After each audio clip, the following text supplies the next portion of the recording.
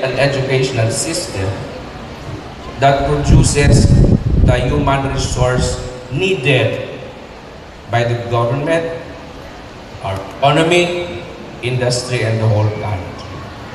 And we are first to do this in the whole country. This is a developing work. And yung tamusin na kubra, we did this. And takon siyang trabaho, Freda, congratulations. Hindi pa nga publiyan.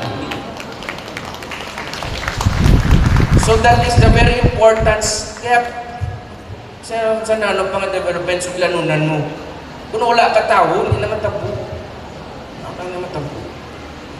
And what we are doing here is we are taking care of the most important resource of the country. Human resource is the most important resource of the country. We have natural environment, we have civil infrastructure, but importante. Human resource. Kung wala tao, hindi kita makakulang. Halimbawa, the BPO industry wants to migrate to Iloilo from Manila. We need more BPO workers.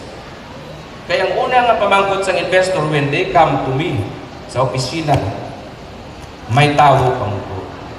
Do you have the workers for this kind of business and industry? And the answer must be yes. Otherwise, no development. So that is what we are doing now.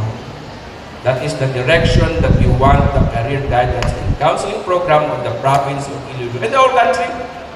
Because RA 11206 is law for everybody, including private schools. That is the next step. Because the law says a career guidance and counseling program for all secondary schools, not only public. We are just starting here. Public. The government can mandate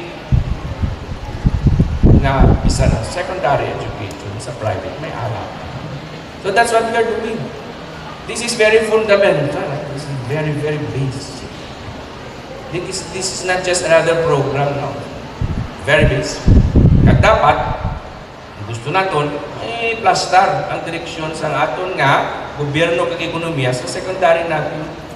What really want to happen is that be able to explain to you the direction of the country. That is why dapat matag sa aton man ang direksyon at least ang probinsya ta. At sa bilog ng Pilipinas. Para makapreparar kung para gustong decision nyo. But we don't want to force you.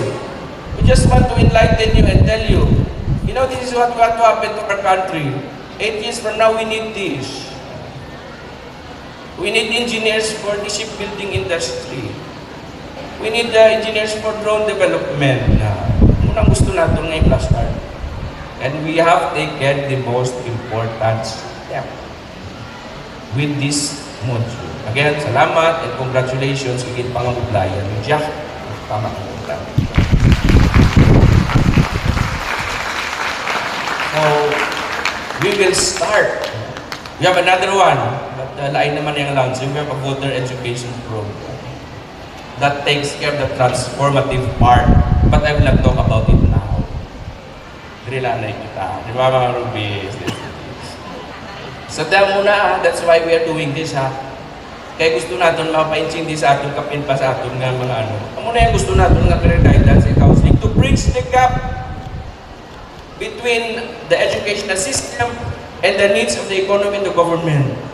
Otherwise, if there is a disconnect, then we are not effective. Then the educational system is not effective.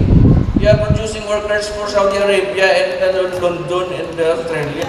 But how about us? We don't have what we need. See? Muna siya importante.